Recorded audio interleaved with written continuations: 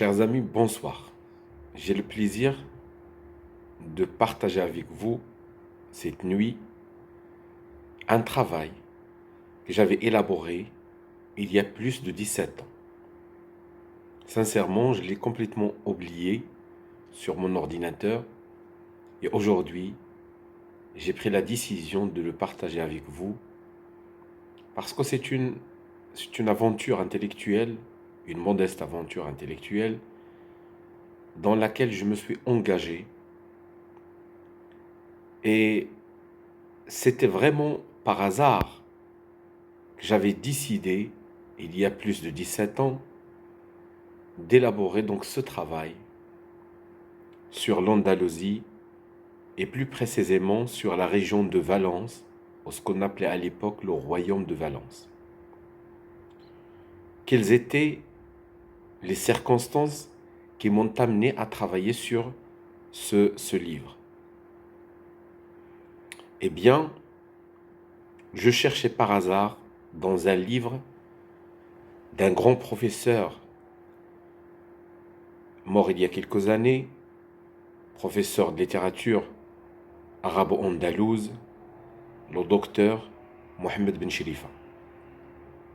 Dans l'un de ses livres, où il parlait d'un poète, Abu Amira ibn al-Mutarrif, eh bien, je suis tombé sur un poème. C'était pas le poème en entier, mais une partie d'un poème. Et c'était comme une histoire d'amour avec ce poème. Adrik bi khaylika khaylallahi andalusa. Donc c'est un poème d'un autre poète qui s'appelle Ibn Abbar. Ce poème m'a conduit à faire des recherches sur la biographie d'Ibn Abbar al-Quda'i, l'un des grands poètes de l'est de l'Andalousie, plus précisément de Valence. Après avoir glané, ramassé énormément d'informations sur ce poète, et surtout ses enseignants, ses chouyours, comme on les appelait à l'époque, ses professeurs, ses précepteurs, bon, je me suis dit pourquoi ne pas faire une recherche sur les intellectuels de la ville de Valence sous l'Andalousie. Et l'aventure a commencé comme ça.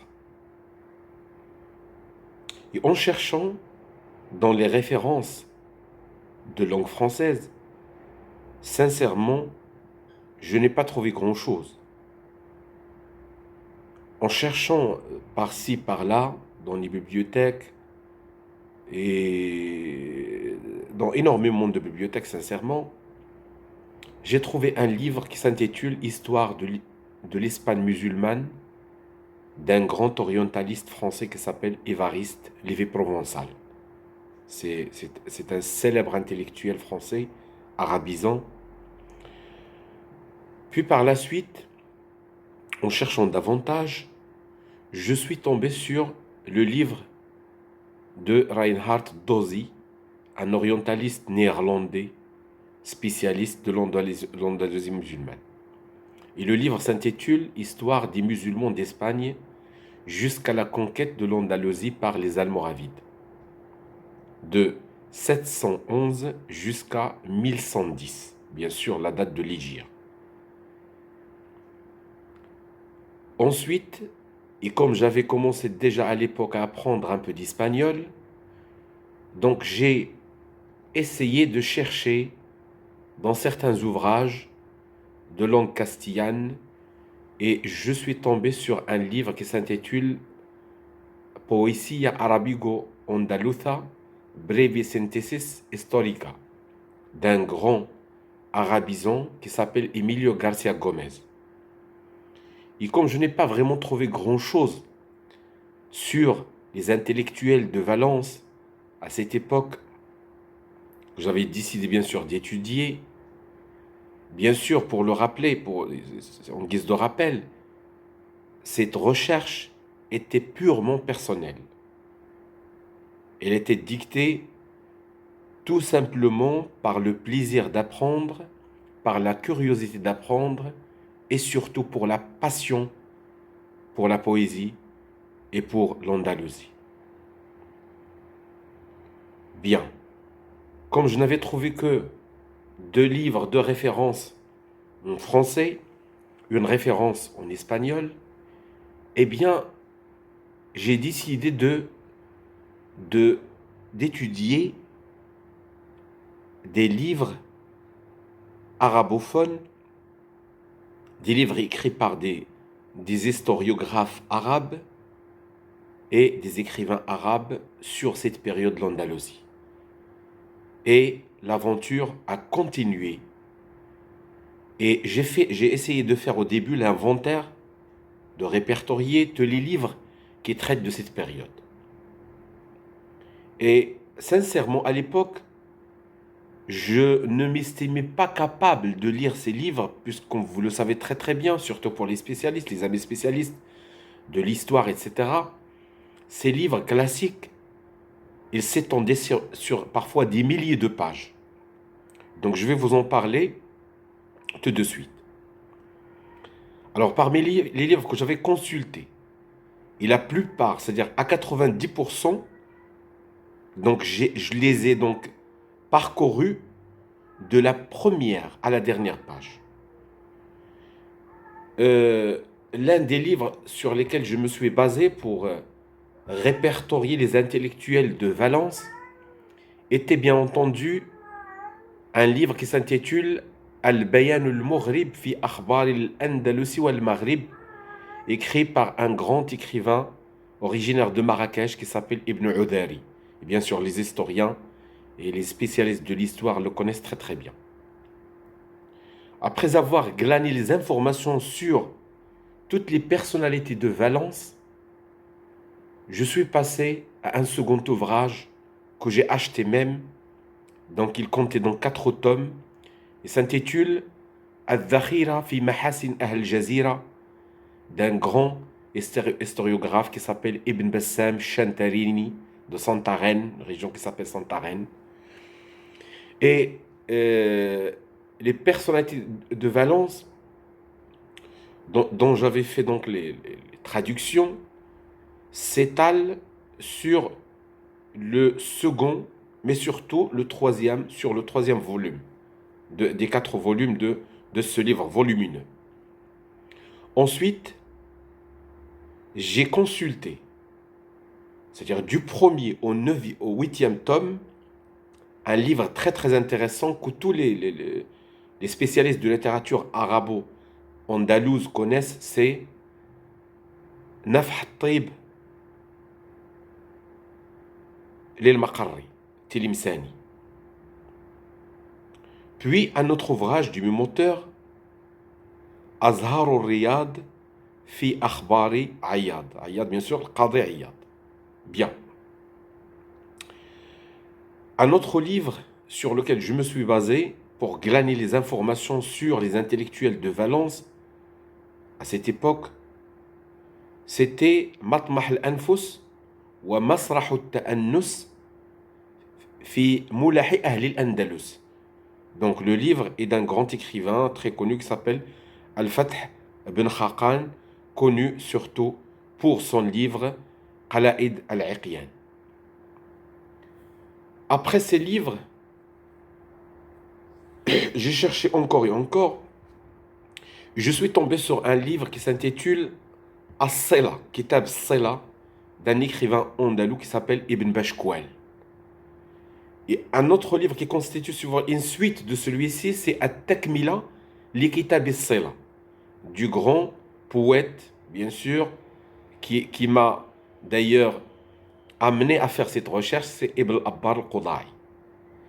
Et parmi les livres de ce poète, j'en ai acheté Al-Hulla al-Sayra, dans lequel j'ai trouvé aussi énormément d'informations très très intéressantes sur les poètes, les juristes, les chouyours aussi, les doctes musulmans de cette partie de l'Andalousie, à savoir Valence. Ya'tab al-Kuttab, Tuhfat al-Qadim. Je me suis également appuyé sur un livre qui s'intitule الروض المعطار في خبر الأقطار d'un grand historiographe qui s'appelle Mohamed Ben Abdel Mounaim Al-Himyari, ou Al-Hamiri plutôt. Un autre livre d'un écrivain de Marrakech, Ibn Abdel Malik al-Mourrakoshi, c'était Al-Dhayl wa Takmila li Kitabay al-Mawsoul wa Sila. Un autre livre, pour ne pas trop tarder donc à vous citer ces livres, mais tout simplement je les cite pour les faire connaître. Al-Ihata fi Akhbar Gharnata, bien sûr du grand poète et vizir, ministre, Lisan-Din ibn al-Khatib. Ensuite, Boughiyat al-Multamis fi Tarikhi Rijali Ahli al-Andalus. Donc un écrivain qui s'appelle Ad-Dabbi. Un autre livre, Al-Maghrib fi Hula al-Maghrib, l'écrivain Ibn Saïd al-Maghribi. Sans compter, bien évidemment, certains livres d'un grand spécialiste que je considère comme un grand penseur égyptien, Ihsan Abbas. Donc surtout son livre Tarikh al-Adab al-Andalusi, Asr Moulouk Tawaif, donc les royaumes des Taïfa. Tarikh al-Andalus ou Tarikh al-Adab al-Andalusi, Asr Siyadat Qurtuba.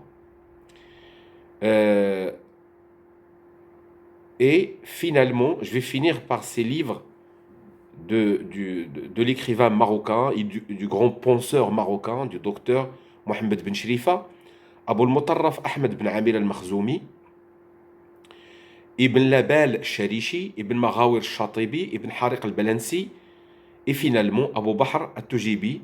Ce sont des poètes et des écrivains de l'Andalousie musulmane, bien entendu. Donc après avoir cité, si vous voulez, les références sur lesquelles qui constituent la base de cette recherche, je vais passer maintenant à l'introduction de ce livre fruit de ces 2 ans de recherche. Le livre, je l'ai intitulé « Dictionnaire biographique des hommes du royaume valencien ». Dictionnaire biographique des hommes du royaume valencien. Et je vais vous présenter en quelque sorte l'introduction, rien qu'en introduction, parce que le livre est long. Voilà le fruit donc de cette recherche. Je pourrais la résumer dans, si vous voulez, ce préambule, cet avant-propos. Élaborer un dictionnaire biographique qui puisse assouvir la curiosité d'un lecteur averti est un travail à la fois pénible et passionnant. En effet, la rareté, et là j'explique un peu les motifs du recours à la traduction, travail sur des références arabes, la rareté des références francophones qui ont retracé la vie des personnalités arabo-andalouses que nous avons répertoriées nous a contraints à puiser dans les sources. Ainsi, avons-nous pallié cette insuffisance bibliographique par un effort de traduction qui consiste à mettre en thème les textes biographiques puisés dans de célèbres traités arabes que nous dresserons à la fin du présent travail, c'est-à-dire du livre. Aussi faut-il souligner qu'au cours de cet essai, nous avons adopté une démarche résolument synthétique. D'abord, pour diversifier les références et les ouvrages qui nous ont fourni l'information. Ensuite, parce que nous nous sommes limités aux seules personnalités originaires du royaume valencien, englobant jadis Valence, Onda, la ville d'Onda, Chativa, ou Chatiba, Denia, Dania, Al-Sera, Al-Jazira, ainsi que les villages et les forts qui faisaient officiellement partie de cette vaste communauté espagnole. Par conséquent, il était impensable, à notre sens, qu'un historien arabe élevé dans le cosmopolitisme et soucieux d'exhaustivité puisse s'occuper de personnalités andalouses issues d'un seul territoire. Autrement, il serait accusé de manquement aux exigences de sa mission. C'est de là que nous vient paradoxalement l'idée de composer un dictionnaire biographique regroupant un nombre considérable de personnalités valenciennes ayant vécu entre le 4e et le 7e siècle de l'Hégire. Ce travail s'est avéré, comme nous l'avons précédemment précisé, fort passionnant. Il nous a offert, outre le voyage symbolique dans l'espace et le temps, des moments de complicité avec certains personnages qui nous ont impressionnés, subjugués et quelquefois déçus. Quelle que soit l'impression qu'ils nous ont donnée, nous n'avons nullement le droit de les juger et nous continuerons à les respecter car pris dans un contexte historique extrêmement difficile, ils n'avaient jamais cessé d'apprendre. Bref, ils avaient fait de la science, en dépit de toute adversité, leur raison d'être, leur volonté et leur pugnacité devraient probablement nous servir d'exemple. Par ailleurs, il faut rappeler que pour faciliter le repérage des notes biographiques, que nous avons opté pour un classement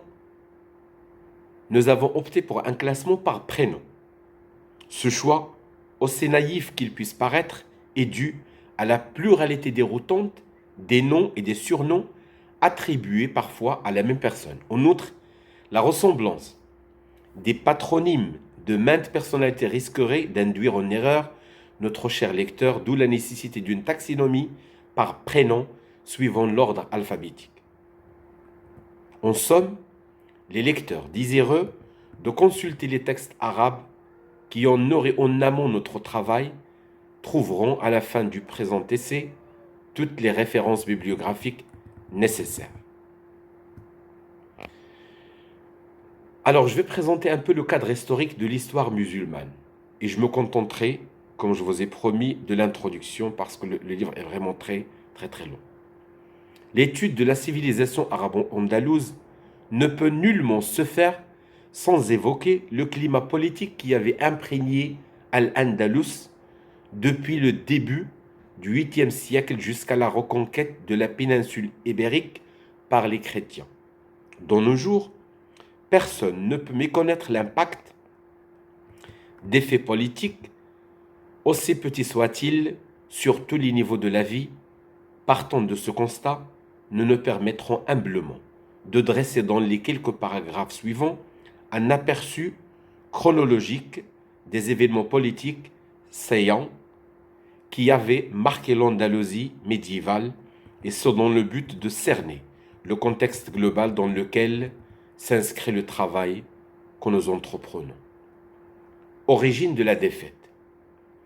Quand le calife Al-Hakam dit Al-Mustansir II mourut en 976, son fils Hicham II lui succéda alors qu'il n'avait que 11 ans.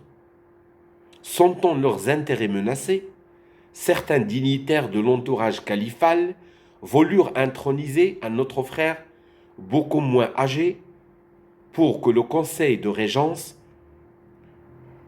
ne se constituât pas. Cependant, un vizir d'origine berbère appelé Ja'far ibn Uthman al-Mushafi, que le feu calife avait nommé chambellan, c'est-à-dire conseiller, comprit les intentions malveillantes des prétendants au pouvoir. Pour se débarrasser des frères du feu calife qui convoitèrent indûment le trône, il fit appel à un homme de 38 ans surnommé Ibn Abi Amir, qui vint à Cordoue pour étudier la jurisprudence.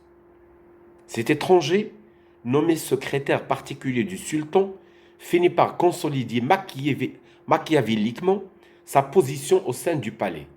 Animé par le désir de devenir l'homme le plus fort de la cour, il échafauda un plan satanique pour écarter définitivement son rival Al-Mushafi en 978.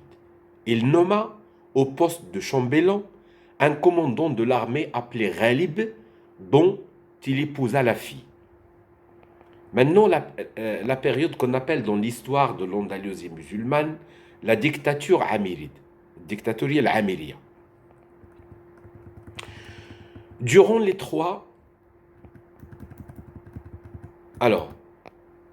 trois années qui suivirent, Ibn Abi Amir œuvra activement pour raffermir sa position.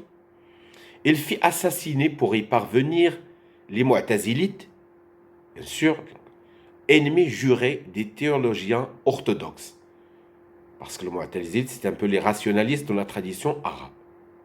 Pour gagner la sympathie et le soutien de ces derniers, il recopia de ses propres mains le Coran et condamna à l'autodafé tous les livres jugés subversifs par les faqih, par les doctes musulmans.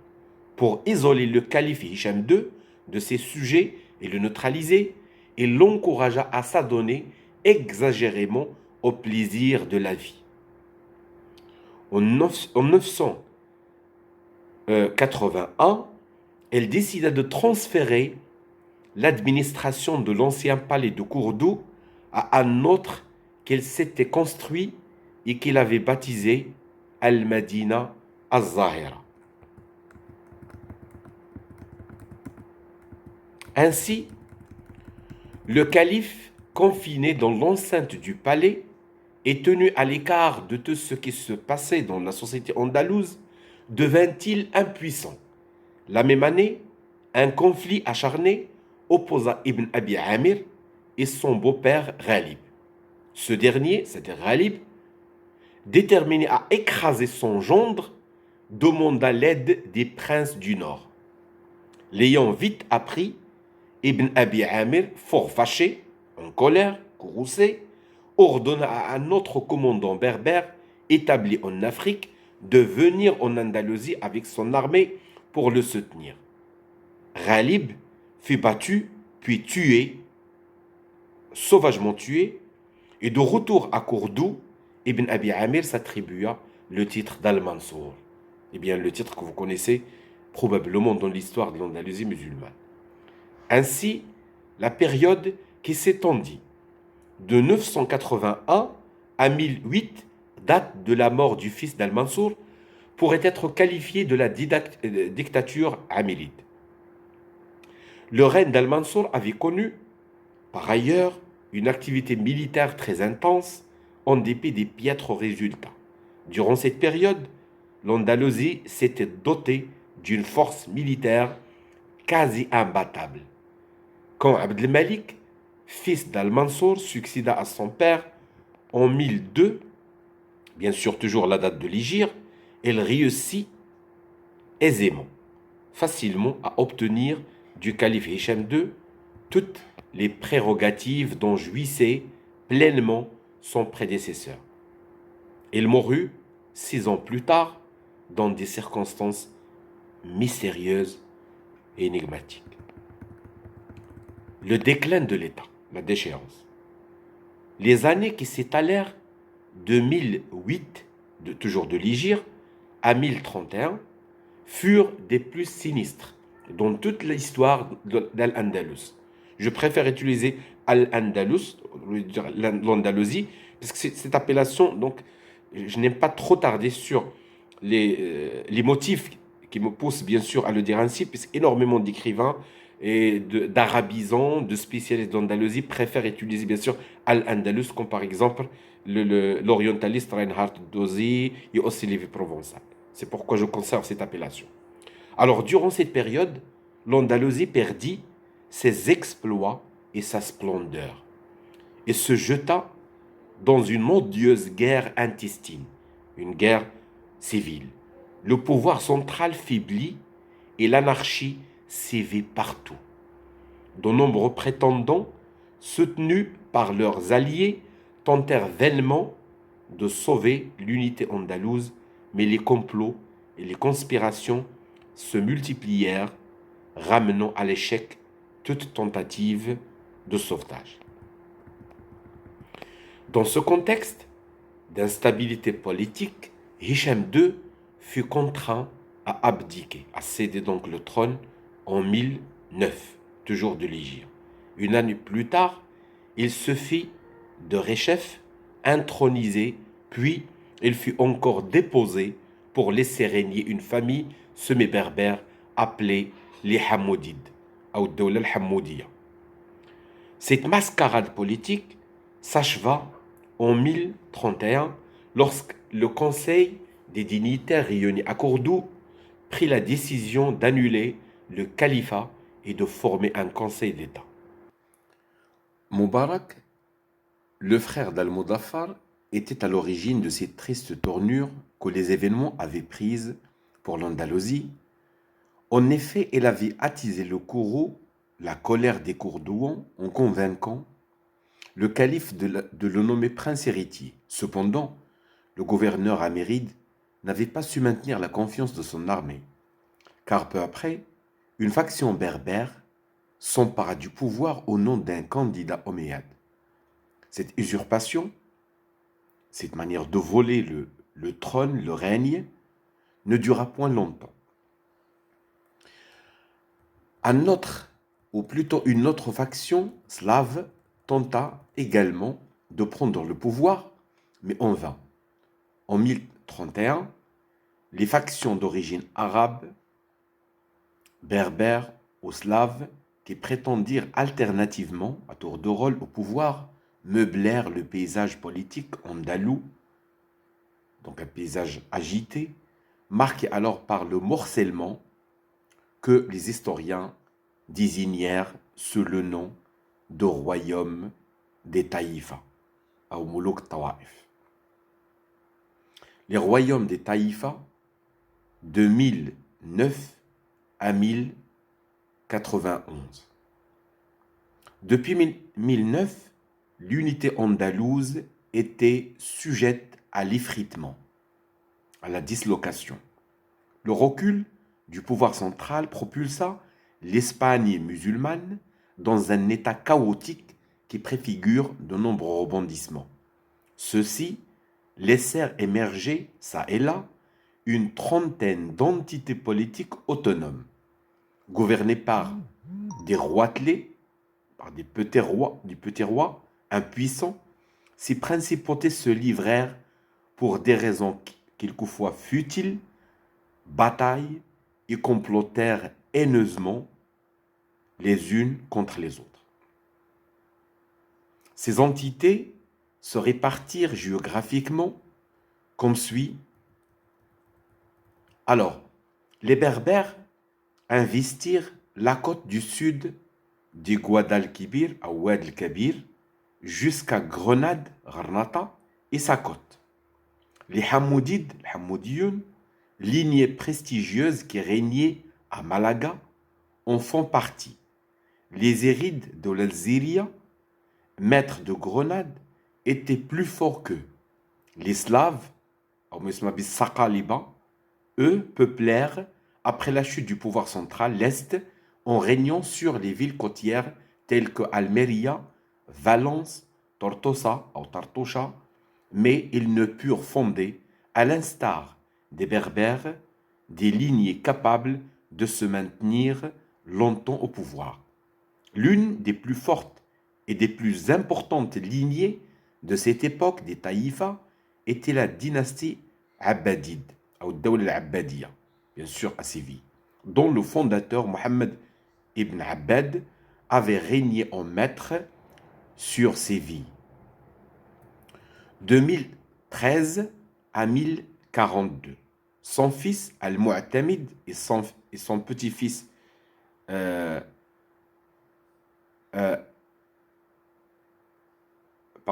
donc son fils Al-Mu'tadid plutôt et son petit-fils Al-Mu'tamid lui succédèrent ensuite. Al-Mu'tadid avait étendu son royaume vers l'ouest et le sud. Mais à l'est, les royaumes de Cordoue et de Grenade n'hésitèrent point à lui déclarer la guerre. Victorieux, il finit par annexer Cordoue.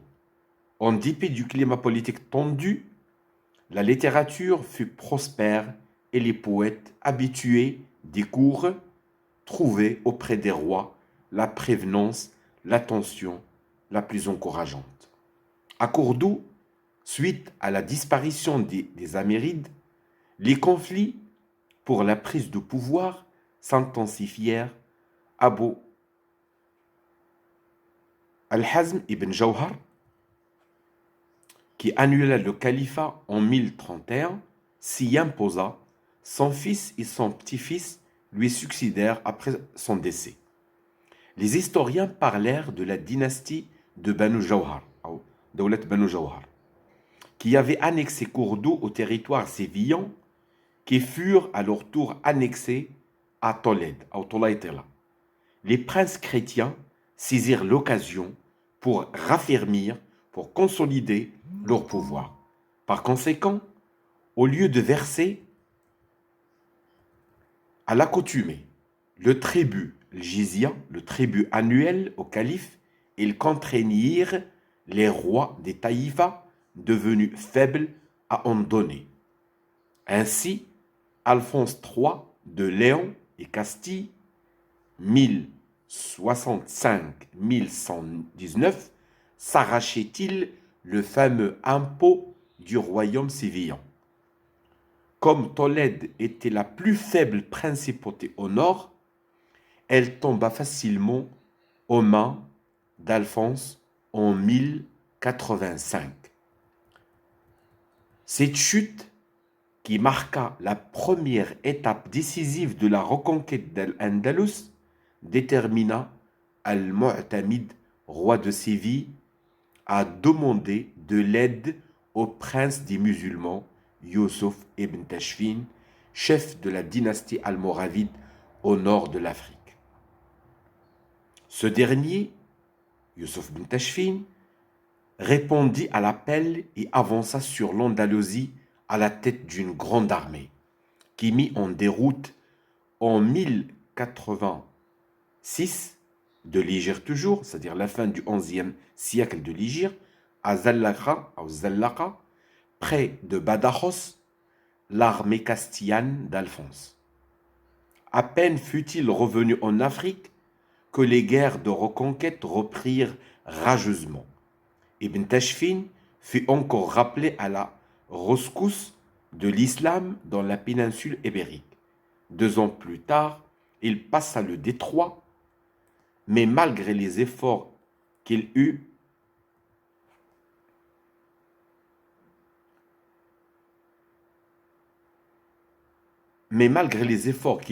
déployés pour redonner à l'islam toute sa gloire, les royaumes des taïfas tombèrent l'un après l'autre.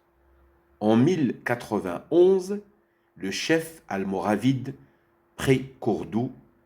Ce fut ainsi l'avènement de la période dite berbère, ou al-marhala al-amazighiya al-barbariya, comme tusamma. Et c'est l'avènement tout simplement des Almoravides, donc les Almoravides.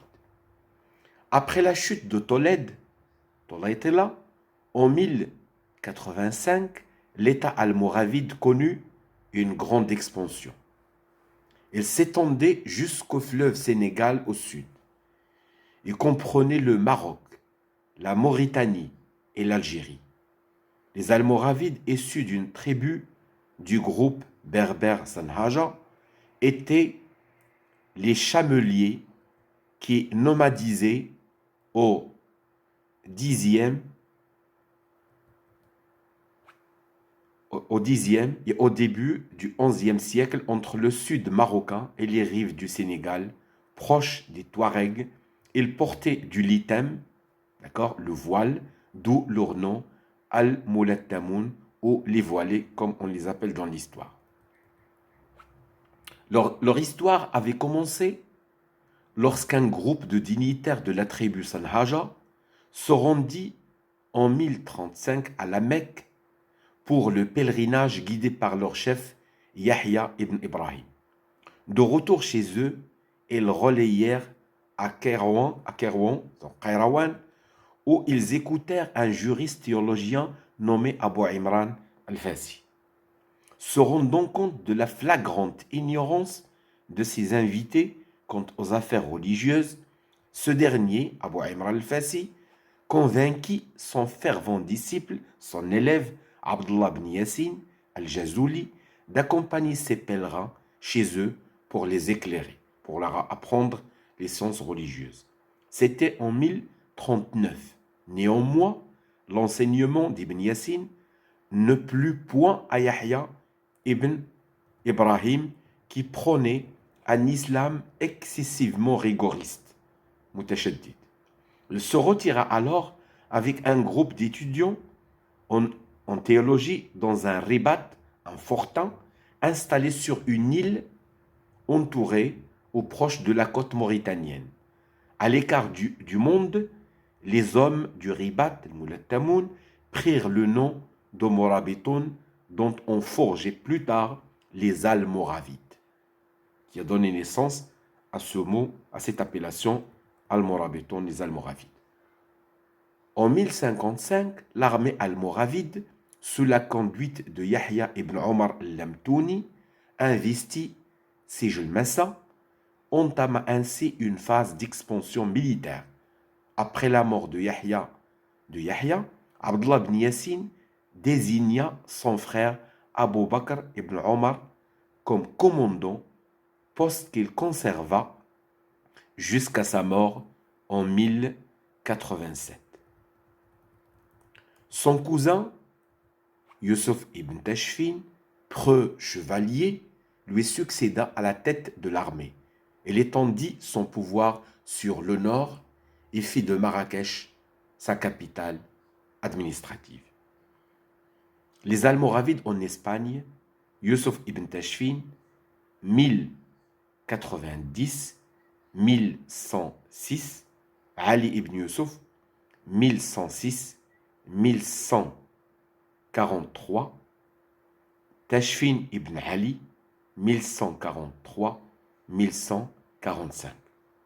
Les rois des Taïfa, voyant leurs États menacés, notamment après la prise de Tolède en 1085, toujours de l'Hégire, envoyèrent leurs messagers à Yusuf ibn Tashfin et le prièrent de voler, de venir au secours de l'islam.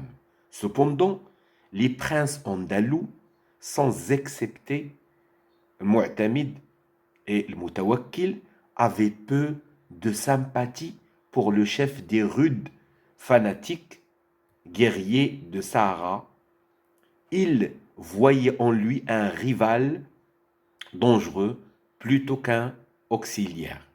Cette phrase, je l'ai glanée dans Histoire des musulmans d'Espagne de l'orientaliste néerlandais Reinhard Dosy, qui souligne dans cette phrase l'appréhension, la peur des chefs andalous de la convoitise, de Yusuf ibn Tashfin, donc qui va traverser pour les secourir.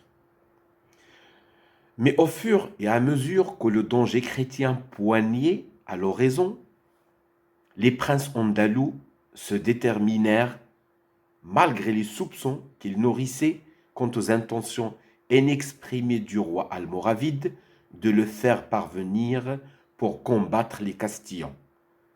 Al-Mu'tamid ibn Abbad avait même dit à son fils cette phrase célèbre qu'il préférait, dans le pire des cas, être, c'est une phrase très connue, très célèbre, donc je l'ai retrouvée dans plusieurs versions, être chamelier en Afrique qu'au porcher en Castille. C'est-à-dire, donc en arabe, il lui a dit أفضل أن أكون راعيا للجمال في أفريقيا على أن أكون راعيا للخنازير في قشتالة. Donc c'est une phrase très connue. Donc page 199, Histoire toujours des musulmans d'Espagne, le livre de Reinhard Dosy.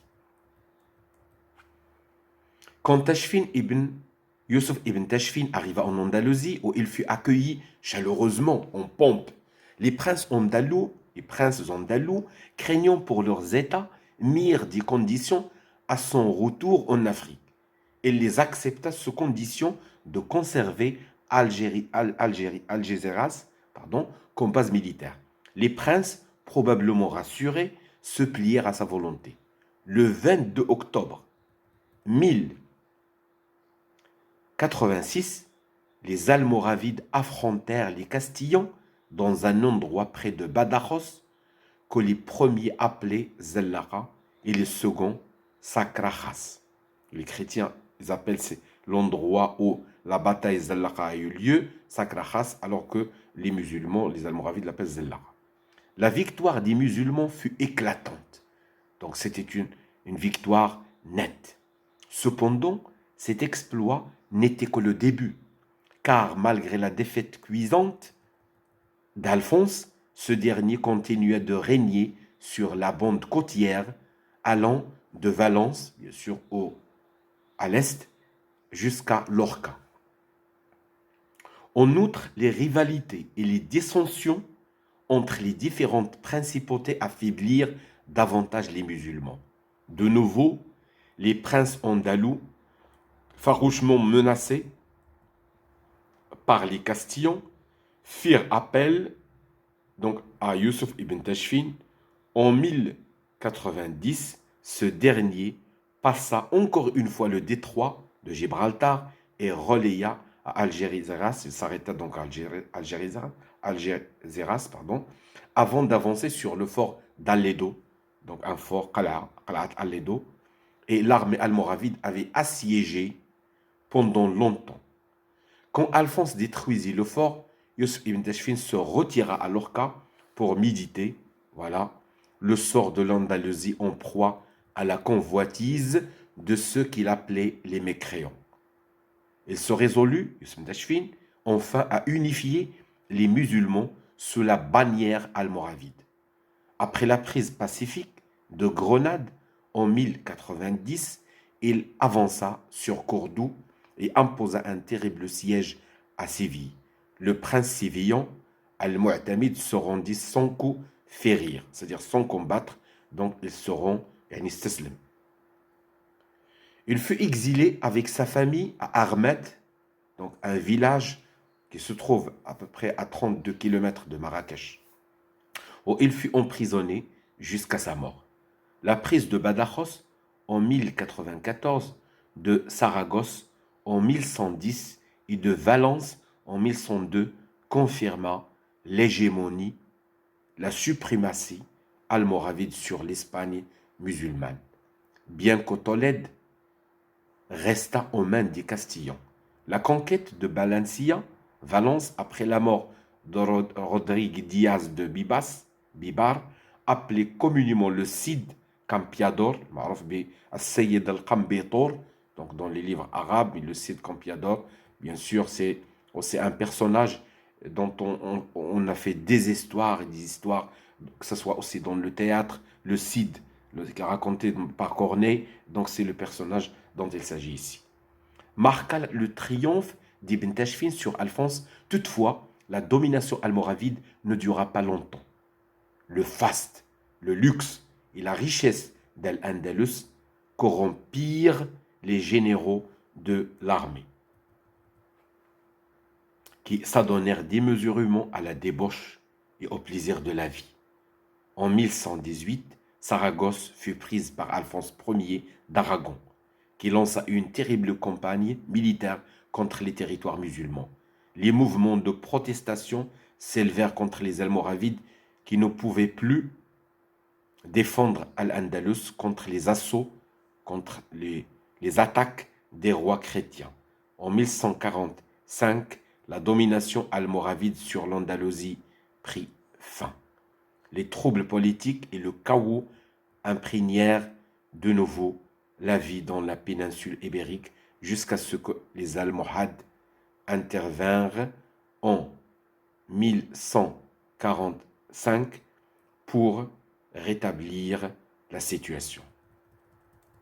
L'avènement des Almohades.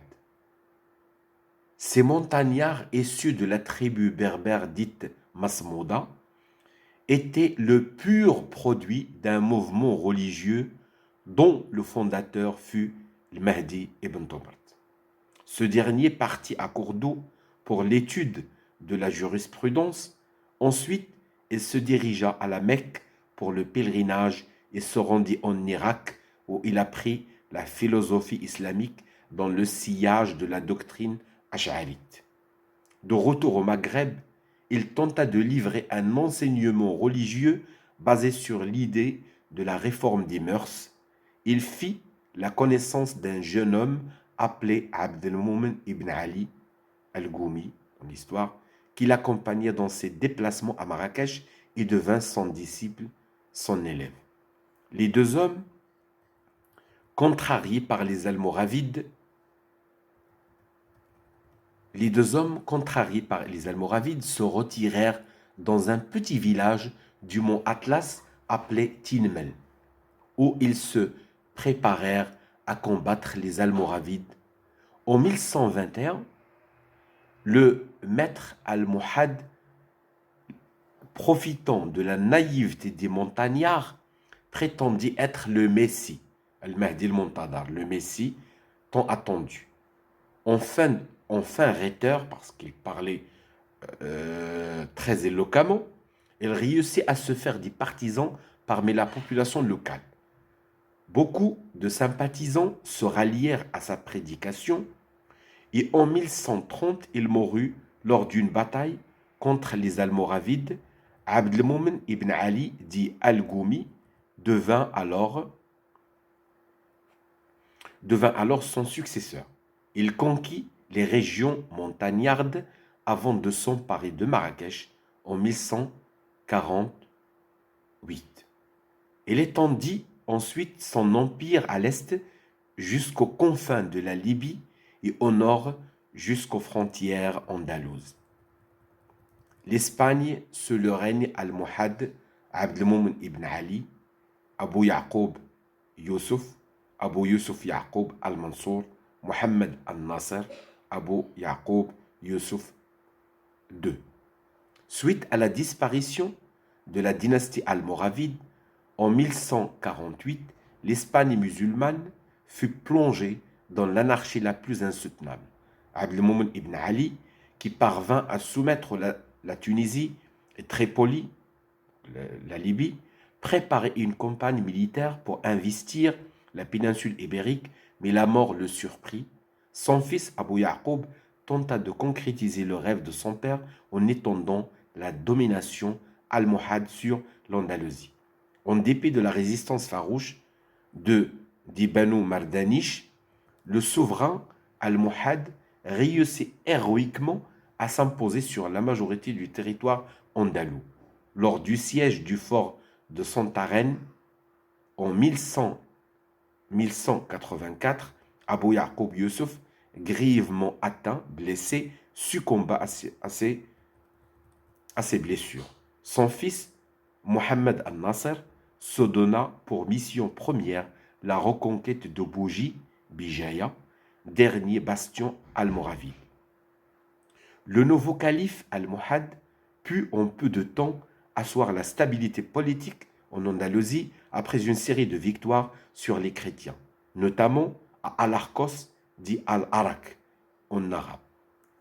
Néanmoins, les Almohades n'avaient pas pu, en dépit de leur victoire, maintenir leur hégémonie sur la péninsule. La défaite à Al-Arcos, loin de décourager les chrétiens, leur inspira la volonté d'en finir à jamais avec les musulmans. En 1212, une énorme force armée, soutenue par le pape, campa à Las Navas de Talos, ou ce qu'on appelait en arabe Al-Uqab, où il affronta les Almohades. Ceux-ci essuyèrent un revers, c'est-à-dire une défaite cuisante qui mit fin à la domination arabe en Espagne. Les origines de la décadence almohade. Nombreuses sont les raisons qui pourraient expliquer l'extinction de la dynastie almohade. C'est probablement de l'arrière-fond idéologique du mouvement religieux instigé par Ibn Tumart que l'on pourrait tirer l'un des facteurs explicatifs du déclin almohade.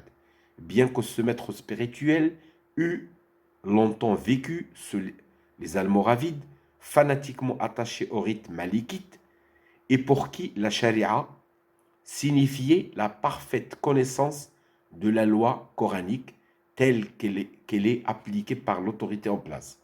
Il les contredisait toujours sur les questions théologiques.